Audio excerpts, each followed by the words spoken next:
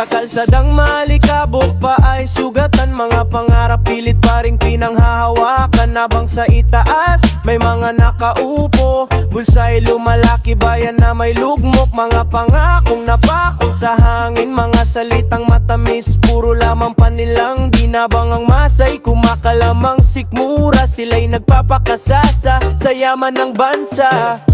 Ilang beses nang tayo'y pinikit, ilang sigaw pa ba bago marinig ang batas para lang ba sa may kaya? Kung mahirap ka, wala kang pag-asa. Katarungan, saan mo ba itinatago?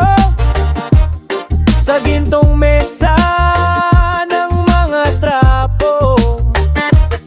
Marami ang naghihirap sa dilim, pero may liwanag sa ating paninindigan. Lalaban ng patas, di urong kailanman, hanggang makamit ang tunay na katarungan. Mga kamay na marumi sa kaban ng bayan, ngunit sila pa ang may lakas manghusga't magmayabang. Habang ang magsasakay walang makain, at ang manggagaway pagod na sa paghihintay rin. Sa bawat piso na ninakaw nila, may batang natulog na walang hapunan sa mesa. Sa bawat batas na pabor sa mayaman, may isang buhay na tuluyang nasasaktan.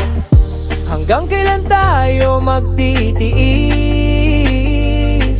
Panahon na para tayo'y kumilos. Ang batas para lang ba sa may kaya? Kung mahirap ka, wala kang pag-asa. Katarungan, saan mo ba itinatago? Sa gintong mesa ng mga trapo. Marami ang naghihirap sa dilim, pero may liwanag sa ating paninindigan. Lalaban ng patas, di urong kailanman, hanggang makamit ang tunay na katarungan. Hindi kami tatahimik, hindi kami papayag. Ang boses ng masay sisigaw hanggang sa sistema mabago.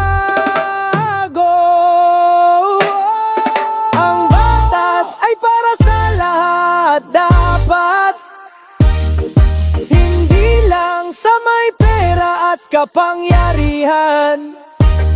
Kapag ang tao'y nagkaisa at lumaban, babagsak din ang bulok na kalakaran.